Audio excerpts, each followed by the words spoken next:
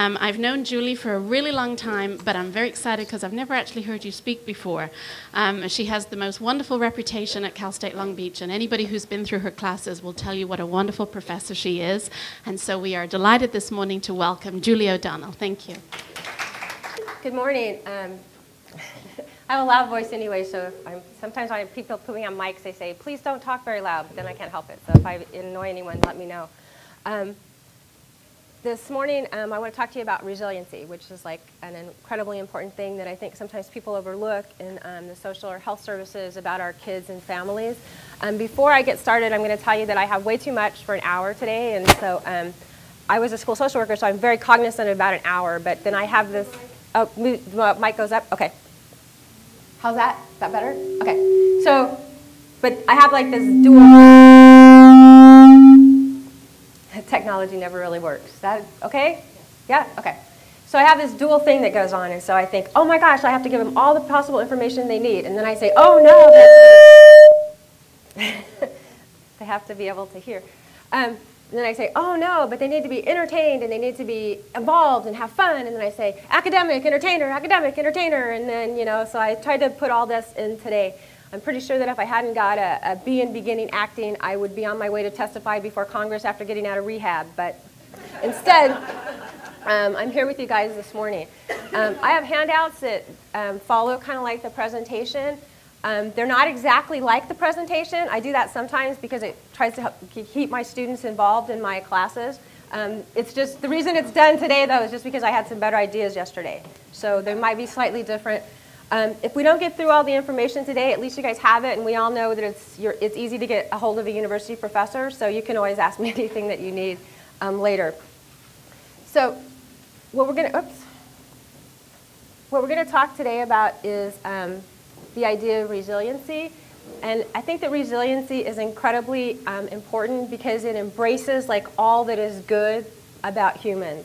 And it's all that is good about humans from the time that people are born and all those innate qualities that we are invested in. And I think it also speaks to the commitment of ourselves to other people and then the communities that we can establish to support the healthy development of all children. Now, there's a lot of definitions, or there's a lot of different ways that people look at resiliency. I just have a couple of definitions to share with you today. And the thing to remember about resiliency that's really important is that when people think about resiliency, they always think about it, or they always talk or write about it in the context of adversity. And that's why resiliency is so incredibly important, is one of the things that we know is no matter how difficult or how much hardship or how much adversity our kids sometimes are born into or have throughout their lives, is that the vast majority of them, between half and 50%, are able to overcome that. Now that's an amazing tribute then to both themselves and sometimes the systems that support them. And so anytime you talk about resiliency in the other types of worlds, when kids aren't born into adversity and hardship, you probably think of that as like normal child development. But when people develop and go on to do well in the face of adversity, then we call that resiliency. So these are just two definitions that I kind of like: the ability to bounce back or recover, a successful adaptation in the face of obstacles or adversity. It's also been described as the successful coping with or overcoming of risk and adversity. Or I like this, the development of competence even in the face of hardship. Because really what we're talking about is when we're talking about successful adaptation or being able to go on and do well and avoid negative things, what we're really talking about is the idea of competence. And that's one of the things that we want to, I think, really try to instill in all of our kids and youth, regardless of the situations they sometimes find themselves in. Now, there's a reason I think that human services, and I come from a social work background, so I have social work in there too, should think about resilience. And the first, I'm sure you guys will all agree with me, is that no one who's providing services to kids and families should ever believe or implement something unless there's at least 3 empirical studies, right, that support the effectiveness? Okay, well, flat joke. Okay. Well, it is true, though. But what I'll tell you is that resiliency actually has a really good research support. And there's many, many studies now that support the idea that there is such a concept as resiliency. Now, some of the early people who wrote about resiliency, and they wrote about it within diverse populations. And one of the things that's really exciting about the resiliency research is regardless of the population, people find similar things. make kids resilient or lead to the development of competency in the face of adversity. Some of the earliest people to study that was Michael Rudder, and he looked at low-income boys in Britain. Norm Garmacy, who did his famous studies on African-American populations in low-income communities in the United States. And then Emily Lou Warner actually has one of the most famous, and she started in 1955 on the island of Kauai. And although many of us think that, wow, well, I'd love to be in Kauai today, the truth of the matter is anytime you have a resort community, you also have low-income pockets of people who support those types of things. And so she actually started in 1955 looking at children who are at risk because of oftentimes health issues or maternal mental health issues and poverty. And she's followed these kids, and her latest things she's been publishing on are 40 years later, looking at people all the way through the lifespan. So it's really kind of an exciting study to look at resiliency. So there is good research support for resiliency. The second reason that I think there's a nice mesh between human services and resiliency is because the idea of ecological systems. And so you can talk about resiliency in kids, but you can't talk about resiliency in kids unless you also talk about them within the context of their environments. And all of us know that a lot of the things that influence what happens within our kids have to do with what's in their environment. And so when you look at resiliency, you look at the child, you have to also consider their families, you also have to consider the culture in which they come from, the neighborhoods in which they live, the schools where they go, and the organizations that support or serve them. And so it really is like a holistic approach to making sure that our kids are successful. It's also a strengths orientation. And one of the things that I think we have not necessarily done really well within the social sciences or people who sometimes support kids is we know a lot of things about risk, right? And it's like the earliest research about kids, we say, oh, we know this puts you at risk. Having a history of family mental health issues, substance abuse in the family, criminality, when you live in extreme poverty, when you're from neighborhoods that have all of those characteristics that unfortunately sometimes go along with extreme poverty. We know that all of those things create risk for our kids. But we also know, again, that even in the face of that risk, really a fairly small population of those kids, even though at increased risk, go on to have difficulties or problems. And so what we really need to think about is what are the strengths then that are embedded in these kids, these families, and these communities that allow these people to go on to be successful even though they're at increased risk. And so one of the things that happens sometimes is like, people when you work kind of every day, sometimes people start to take on those negative characteristics even though we don't mean to. And so instead of looking at the strengths, like for example, I was working in Seattle and I was working in a very low-income school, and teachers were really mad because kids would come to school and they wouldn't be prepared to learn. So they'd be tired in class and they wouldn't be paying attention. And so what the teachers would say is, I can't believe this. Why are we serving these kids? They don't even care. They're not coming to learn. They're tired. They're not paying attention to me. And so I listened to that for a while, and then what I said to them was, you know what? Those kids got up this morning and there was no one to feed them breakfast. They were up last night because their parents were fighting and they couldn't sleep. They got their clothes on this morning and they walked through communities where they saw things that you would never want a kid to see. And now they come into the school where sometimes other kids are mean to them because they don't have the clothes and all that kind of stuff, but they're still here. Is that not an amazing tribute? And how many of us would have even got up this morning if those were the things we needed to face that day? So I think it behooves all of us when we're working with populations who are potentially at risk to think about that strengths orientation. The other thing I think that, sometimes we don't think about self-care when we're always the helpers, but when we work with kids or families who experience a lot of adversity, sometimes that feels overwhelming. What can we do today about poverty? What can we do today about a family history? All of those risk factors that we're all very familiar with. And so sometimes it feels a little overwhelming, it feels a little discouraging. But if you think about this idea of resiliency, then I think it kind of frees us up to feel like there are things that we can do today that are really going to make a difference in the lives of kids. So I think it helps us all become or continue to be invested in helping. The other thing, and this kind of goes back to the research support, is this idea of resiliency has been linked to helping kids avoid all kinds of negative outcomes. And that's been done in the substance abuse literature, it's been done in the violence literature, school dropout, teen pregnancy, delinquency, all of those things that many of us are concerned about in our daily life. So we do know that by increasing resiliency among kids, we're going to help them potentially avoid all of those problems. Now I'm going to go through a whole bunch of things today, but I know that all of you guys know a lot of things as well. So what I'd like for you guys to do, and we have to do this quickly because we only have an hour, so I want everybody to be in a circle up here, okay? Everybody come and be in a circle in the middle here. Oh, we don't have everyone in. That's right. We can always push. You can push chairs back if you need to. Okay, so I'm going to let you hold this to start. Okay, so now this is what I want you guys to think about. So everyone can step back a little bit. We'll push back chairs if we have to. I've already moved the chairs twice. Okay, so this is what we're going to think about. We have this piece of yarn here, and she's going to hold the yarn. Okay, I want you to think about characteristics of kids that help them be successful. And when you think about what that characteristic is, I want you to yell it out, and then she's going to throw the yarn to you. Okay, then you hold the yarn. If someone else yells, you throw it to them. Everybody with me? Okay, so go. Characteristics of kids. What do you think? Self-regulation. Regulation of emotion. Persistence. Oh, no, you got to hold the thing. You have to hold it. Prepare me Oh. to be successful. That's right. I didn't give you the skills you needed. Okay. There you go. Strong. Okay. No, characteristics, stay with just in characteristics of kids. That was wrong. That's good. That's fine. But just characteristics of kids. Plan ahead. Hold it. Okay, I gotta hold it. Thank you.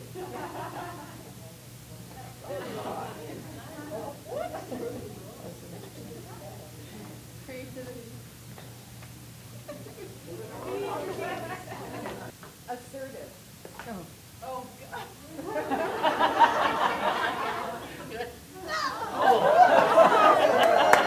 Nicely done.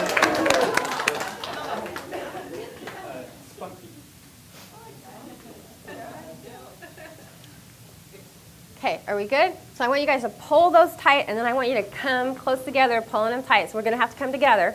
Come together So- and pull tight. Yep, come together and pull tight. So everybody come part of the group there, okay? This is what we're going to do. We're going to think of these as our kids, okay? So hold your stuff, pull your strings, and let's see if that's enough to keep our kids afloat. Oh.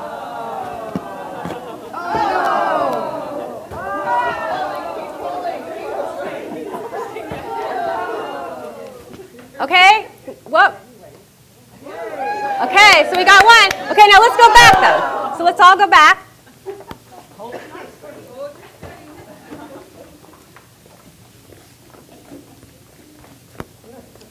Now we're going to think about characteristics of families. Okay? Characteristics of families that help kids to be resilient or successful.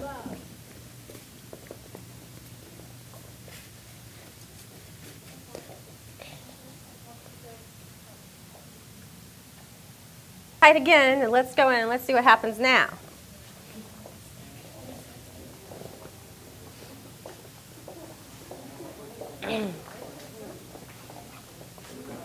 Stop there and pull.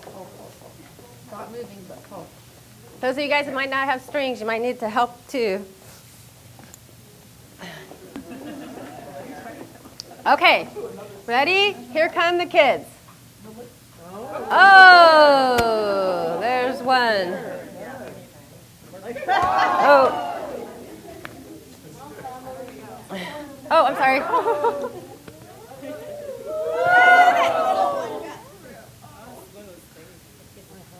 Okay, so that time we got two, right? That's better. Okay, so then let's go back. Let it all out and let's go back again.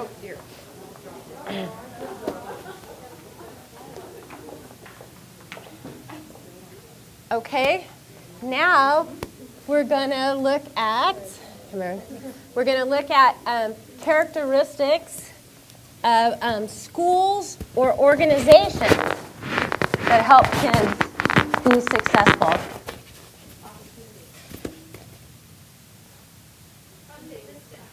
Who said funding? Yay!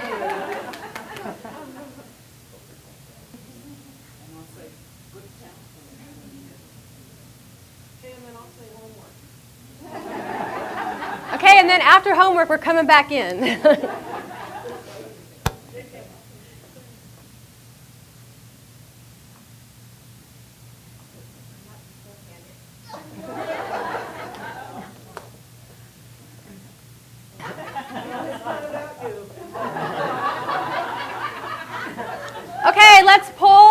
come together.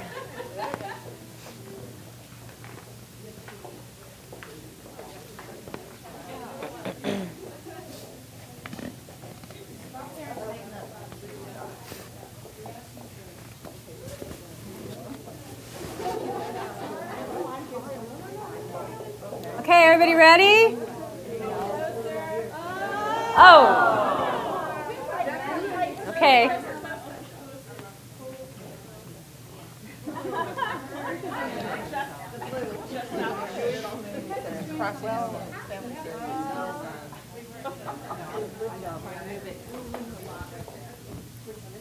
Oh, I'm sorry.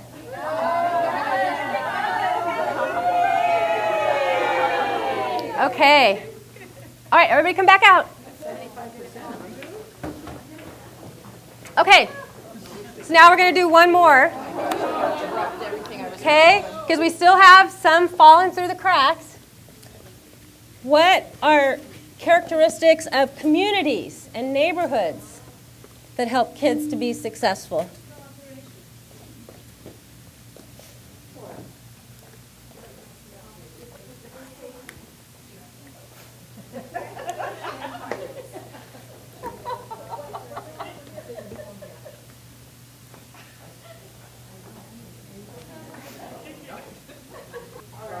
Playgrounds and neighborhood watch. Then we're going to come back in one more time.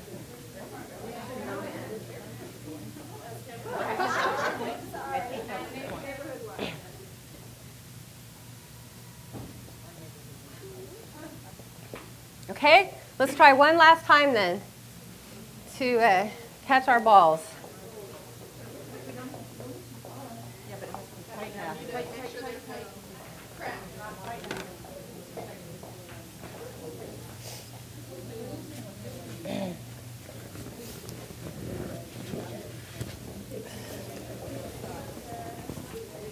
Okay, so you guys tell me when you're ready.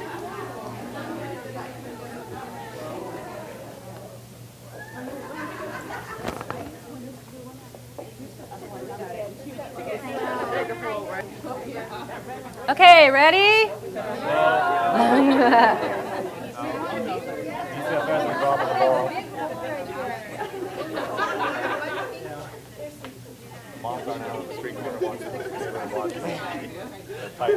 Okay, I only have 22 minutes, so. Okay, there's one.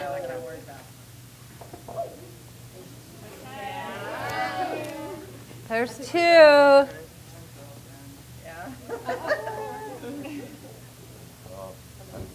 There's three.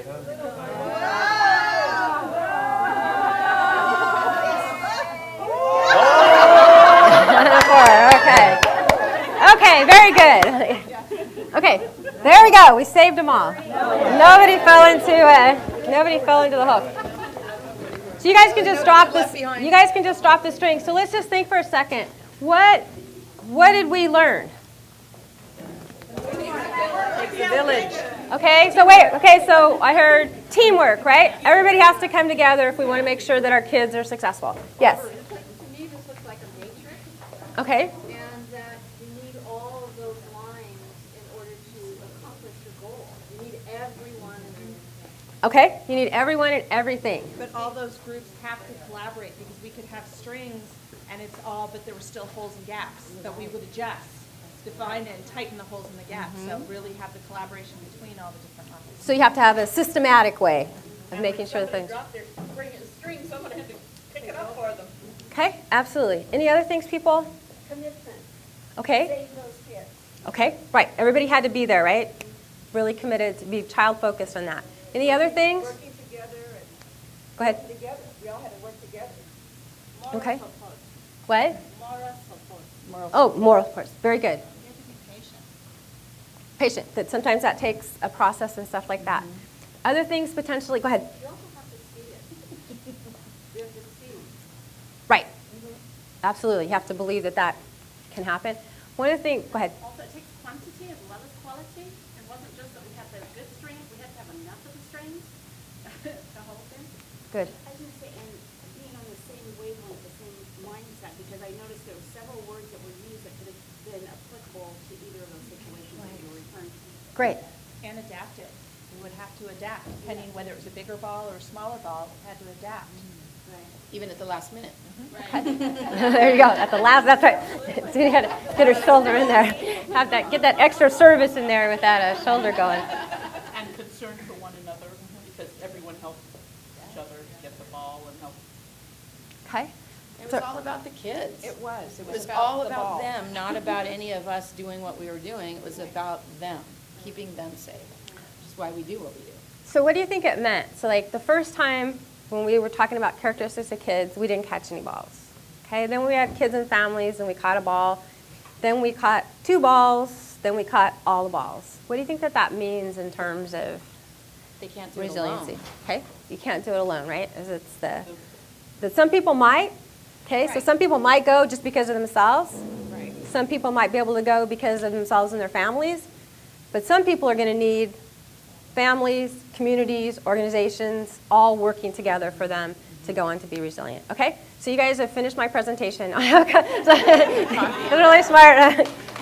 No, I have more stuff to say, really. Okay, so what we saw really when someone said you have to see it is it really does take an ecological or a systemic approach to ensure that kids develop resiliency. And one of the things that's important for us to remember about that is a lot of times when you think about support services, our efforts are only on our kids. So you only work with the kids. Sometimes you extend that to work with the family. But sometimes we forget to think that maybe our institutions or organizations need to change as well for all those things to come together. And so it's really important, if we're really committed to resiliency on a community level, then we do need to do what people said. We need to help each other. We need to work together. And sometimes we have to do things differently than we typically have done them. When you talk about resiliency, which is kind of like the end product, people suggest that there are things which are called protective factors, and people talk about protective factors being the building blocks toward resiliency. And so like a lot of the things that you guys mentioned were protective factors. Now protective factors are conditions or processes that protect individuals from negative consequences of risk. Okay, so again, in the face of risk. Now there's 3 ways that people say protective factors operate. One is that by having these protective factors, you just go on to healthy development. The second is people suggest that by having those protective factors, it cuts down your exposure to risk. So you can think about that way of working, like if you have a flu shot, then you don't get the flu that bad. So it kind of inoculates people. The third way that people think about protective factors is actually if someone is in really adverse situations and they're kind of like heading on a negative trajectory to stay within those circumstances, if you put the protective factors in, it actually changes the way that they respond to the risk. So those are all 3 ways that people think about protective factors. The most important, I think, although those are important kind of on a thinking kind of a basis, on a day-to-day work basis, the important thing is to remember is that protective factors do work and can relate in resiliency if we have enough of them. There's actually 3 categories of protective factors, although they go across all of the 4 domains that we just talked about. The first is that there's individual characteristics of the child or the youth, some of the stuff that we talked about earlier. The second, and this is really an important one I think for us to think about in terms of like the other systems, is that bonding is one of the best protective factors that anybody can ever have. I mean, bonding is incredibly important. And the reason that bonding is important is because when kids are invested, particularly in pro-social groups, they don't want to do things that are going to jeopardize those bounds. Okay, so if we can get kids who are bonded to pro-social others, then they're going to try to do the right thing as they go through life, just so they won't lose those important relationships. Everybody with me there? So there's 2 categories, or there's really 2 components of bonding. The first component of bonding is that you feel attached. So that's an affiliation. You feel like people care about you and you care about them. So it's a relationship thing. The second thing, and people sometimes forget about this part of bonding, and that's commitment. And that means that the children have an investment or a way to contribute to that relationship, that their active participation is really important to what's going on there. The third piece that's really important as well is that the people that we are bonded to have to give us clear norms and standards for appropriate behaviors. That means that all of those people who are important in our lives, they have to get that message. This is what is healthy behavior. This is how you should engage in those behaviors, and we have to consistently give that message and reinforce that message. And so like an example of that is, you see all the things on television about parents talking to their kids about drugs. It's like sometimes people say, oh, don't talk about your kids about drugs, they'll go use it, or don't talk about your kids about pregnancy because then they'll go get pregnant. That's not true. I mean, one of the things we know the most is parents who really communicate what they believe are healthy behaviors. Those kids are protected because of those norms and behaviors. Now, we're mostly better off, when kids are most better off, when you talk about healthy beliefs and clear standards, is if everybody, the school, the YMCA and the Boys and Girls Club and their parents are all giving them the same healthy messages, okay? Because then it's reinforced throughout the system. Now, although we talk about these as individual categories, individuals don't exist outside of their systems. And so it's not just like that person's characteristics, it's also the interaction that you have between the individual and the systems. So like for example, you can have a kid who has, really somebody's talked about, happy or has a good sense of humor and stuff like that. And so they have that, and that is a protective factor. But if then, if they go to their school classroom, and they start to use that humor and then, they get in trouble and they go to detention and they don't get to see with their peers and stuff like that, and we respond negatively to that, then you can see that that's not going to stay necessarily as part of their protection, right, as we go through the process. So it really is an interactive process with all of those factors interrelated. We touched on a lot of these, so I'm just going to touch on these briefly. These are some well-researched protective factors for kids and adolescents. The first is intelligence. And so kids who have high intelligences are typically protected. That's true in almost all adolescent problem behaviors except for substance abuse. And actually, intelligence puts you at increased risk for substance abuse. Gender is also a protective factor, regardless of any maladaptive outcomes that adolescents can be involved in. If you are a girl, you are less likely to be involved in those behaviors. So being a male potentially puts you at risk. Another important protective factor is autonomy or self-efficacy. And this is really the belief that kids can make a difference in their world. So kids need to believe that they have some control over what happens in their world, or some of the behaviors that they will engage in can change that process. A positive social orientation, kids who can establish relationships, who can get people invested, who can go out there and enjoy the world, that's important. A sense of humor, a resilient temperament, meaning that even when bad things happen, they can bounce back. So those are the kids who something bad happens to them or they have a bad day, they go home and they say, it's going to be different tomorrow. And if you have that, then that's protective. And then this is the thing that makes me so sad sometimes when I work in some of our communities, is that a lot of our kids don't believe they have a future. And when you don't believe you have a future, then there's no reason to make good choices. There's no reason, to engage in those activities that we want people to engage in. And so I think that's one of the things that we have to be really careful about when we work with kids in some of our most at-risk communities, is to make sure that somehow we instill the idea that there's something that they can do to have a future and purpose. There's 3 sets of social and cognitive skills that really help kids. I'm not going to go into all of them because you guys understand what all of these are. I'm just going to touch on a couple that are really important. If kids can read, they do better in life. Okay, so helping kids, and that's a community type of commitment, I think, although sometimes we think that's a school commitment, but helping kids to read is really helpful. The other is the cognitive skills of problem solving. It's really important that we help our kids to be able to look at, assess, develop opportunities, and begin to engage in problem solving for them to be successful. The other things have to do with feelings. Kids sometimes don't know the difference between anger, upset, fear, and so it all comes out as mad. And so we have to help our kids begin to identify what their feelings are, learn to manage those feelings, and to delay the gratification that comes with those feelings as well. Now, I told you that bonding is incredibly important, and it really is. And there's all kinds of people that kids can be bonded to in the world. And the first bonding, and oftentimes people talk about the most important, we all know the research between 0 to 5 is really incredibly important for kids, and that is that you need to be bonded to your families. So any efforts that we can engage in to help kids be bonded to their families, those are important work for us to do.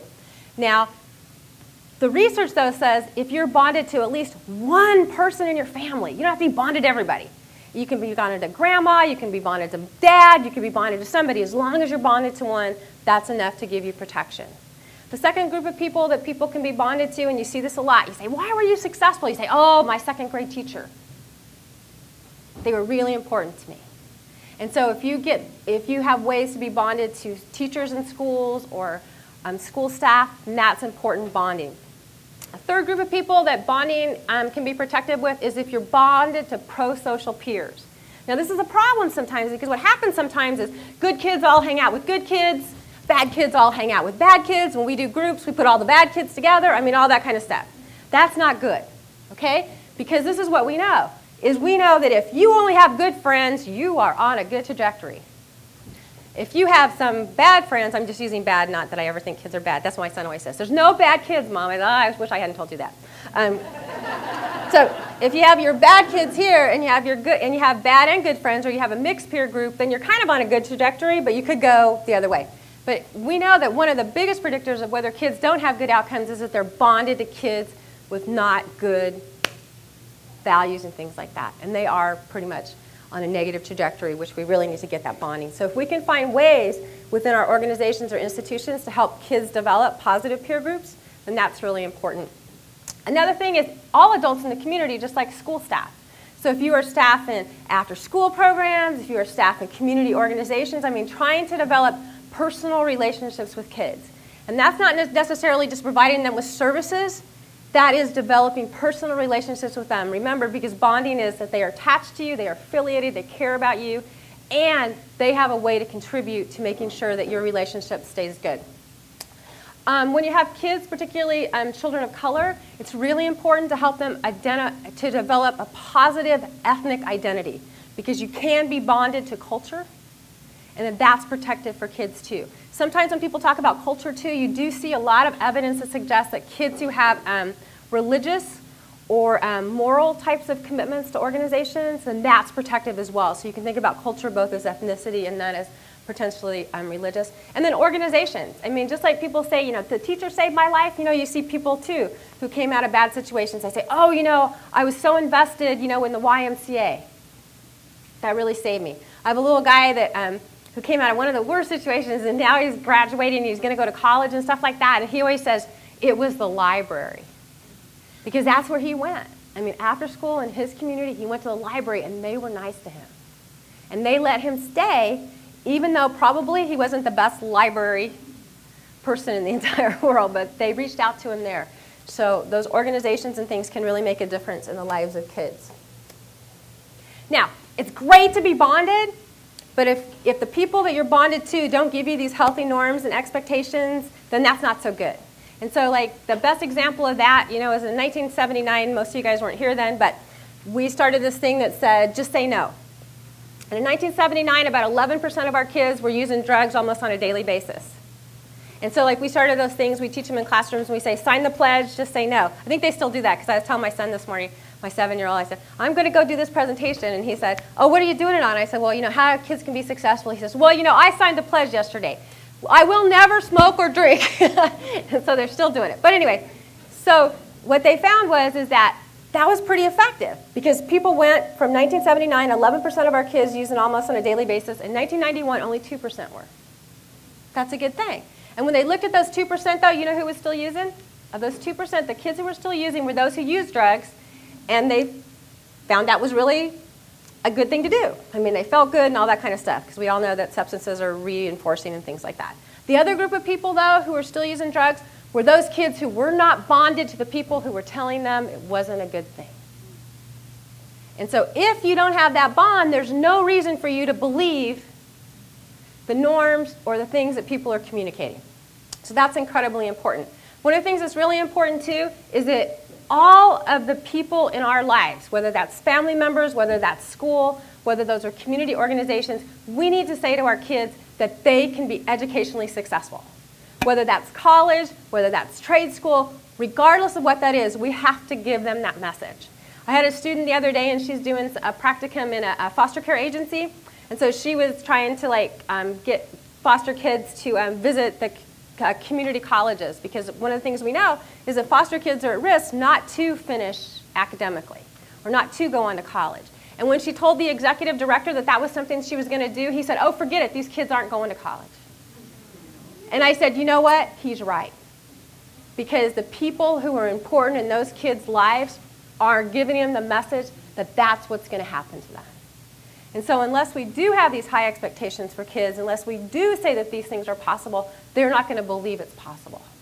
Again, that's why we have to look at our institutions sometimes and the things that we do. This is the work of David Hawkins and Richard Catalano out of the University of Washington in the Seattle Social Development Process. And so it's really important to think about bonding, but we have to know how we create bonding. And this is what they say, how you create bonding, is you give kids opportunities for pro-social involvement. In the family, maybe that's that they help with the laundry. In the school, it's that they get to be the monitor of the classroom that day. In a community organization, is maybe they have a chance to go and be in a cultural dance group. Okay? But opportunities in and of themselves are not enough. So somebody said that earlier, right? I gave you guys the opportunity to participate. But when I didn't give you the skills or the way to do it, then it doesn't feel like a good opportunity. So if we say you can give to the family, you can be involved in the family by doing the laundry, and then we let them put the pink shirt in with the white clothes and wash it on hot, that doesn't feel like a good skill when everything comes out pink. When we're in the classroom, we say, hey, you can be the classroom monitor, but then we don't give them the skills to facilitate a conversation. That doesn't feel like a good opportunity. When we let somebody be in a cultural dance group and the minute someone steps on their feet because we didn't establish rules or help them get along with each other and they punch somebody and we kick them out, we didn't give them the skills. So we need to give opportunities, we need to give skills, we need to give rewards and recognition when people use those skills, and that leads to bonding. Okay? Again, if our people are bonded, if they're giving clear messages, then that leads us to healthy development. Now, this seems like a simple thing, and it is. And that's the beauty of having a simple thing, because we can have it work on a day-to-day basis. But there's other groups that do this besides us, and they're very successful. It's like if, Julio is walking down the street, and somebody stops him and says, hey, can you take this bag across the street and give it to that guy? What do we have? An opportunity for involvement, right? We cross the street. We look right, we look left. That's a skill. We give the bag, we come back, and they give us $5. What's that? Rewards and recognition. We're bonded then, but we're bonded on a trajectory where they're going to have unhealthy norms. So it can work both those ways. I mean, we need to learn sometimes through the systems that other people have. Where am I? Okay. Now here's a couple caveats to resiliency, because although resiliency is important, these are some things that are important for us to consider as we engage in resiliency efforts. And one is that protective factors, we looked at those skills and things, right? Those are things that we can teach people. We can help families to learn how to do these things. We can help our organizations to behave differently. The second is, although the earliest research on resiliency acted like people could be invulnerable, the truth of the matter is resiliency is relative.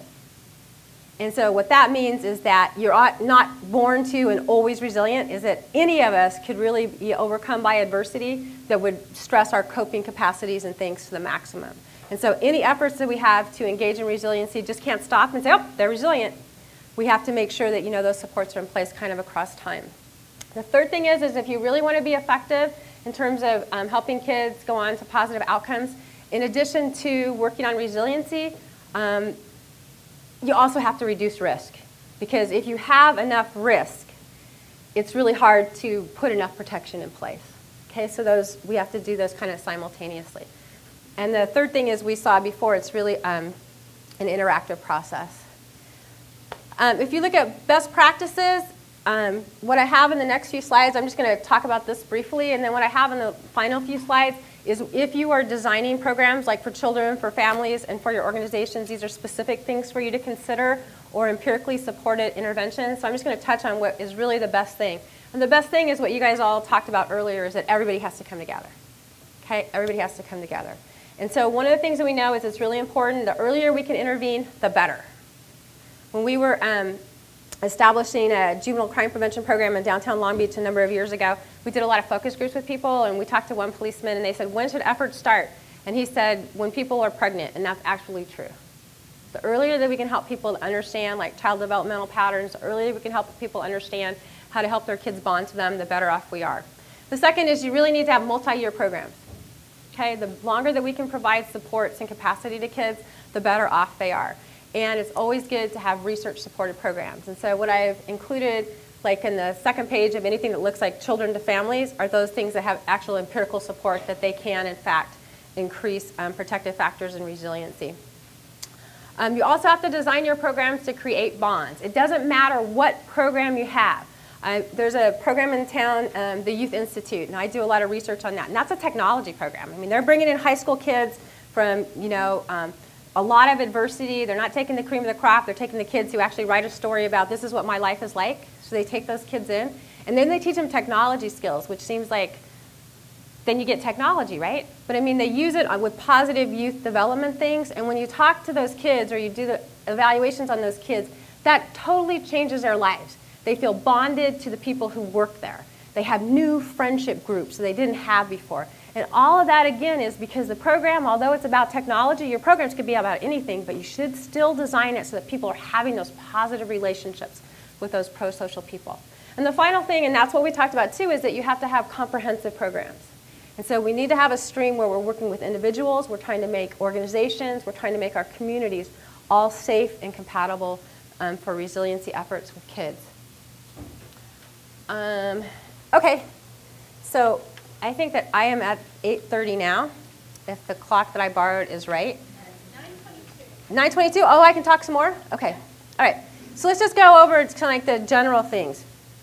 If you really want to promote resiliency, these are just some general guidelines for kids in particular. You always want to, again, develop them so that you have supportive adult-child relationships. The closer you can get to one-on-one, typically the better. Mentoring programs, we heard a lot of things. Mentoring programs are really positive things, particularly when they support kids. The other thing is we really want to try to help our children and families get along better together and use positive development and promote social competence. So regardless of what programs you try to put kids in, whether those are sports programs, whether those are arts programs, there's always a way to infuse social competence throughout there. And so those are kind of like your strongest programs. We also want to promote resiliency. So within your family programs, it's really important, I think, that you help your families develop positive relationships with people too. So you really need to consider ways that families and community organizations can come together in partnerships, as opposed to like we provide the services to help you get better. And so it really is sometimes a philosophical shift, hopefully not that much of a philosophical shift now as it was years ago, but you really need to help engage and join in that so that people have those relationships. Because remember, families can't help their kids be bonded unless they feel bonded and supported. By the same token, organizations can't help families and kids be bonded and feel supported unless their staff feels that way too. I mean, we need to model that all the way down if we really are committed to resiliency. I think we also have to, really help our families to become involved in the community. There's a lot of research, whether it's kids or adults, that the more involved you are in the community, you also have supports, but it also gives you an investment or a reason to care, to change, and things like that. And so strategies that help our parents become involved or leaders in the school or in the community are really helpful and successful. I'm really incredibly lucky because I have a number of research projects in the Long Beach community. One of my favorite ones is a community school that we have in the downtown community. And so I work with a lot of families who, it's the families that you guys work with on a day-to-day basis too. I mean, these are families who have immigrated to this community. They live in neighborhoods that aren't that safe. They don't speak the language of the school. It's difficult for them to find jobs. I mean, all those types of things that sometimes put families at risk. But it is amazing to me about the wonderful, powerful things that people do in the community. And we have a leadership training institute for parents. And so one of the things that they have to do there is they have to do a community project. And when we wrote the original grants for that, we thought, oh, maybe they'll do a school cleanup or, maybe they'll do something like that. We didn't have, visions of things. But we had a group like 2 years ago. And it was just two women. One was actually a monolingual Spanish speaker, and the other was bilingual English and Spanish. And they were really concerned about the community around their school because the sidewalks were all broken. And it was very difficult then, because families often have littler kids. And so they decided that they were going to get the sidewalks fixed. Now that's a big thing, right? Get the sidewalks fixed. I don't know what I would have done. But so this is what they did. They took pictures of the sidewalks. And then they started going to the local churches. And they got almost 700 signatures for the community about why this was important. And then our family support person hooked them up with Bonnie Lowenthal's office, who is the city council person down there. And so they were really impressed with this book they put together with the pictures and things. And so they invited them then to come to the city council.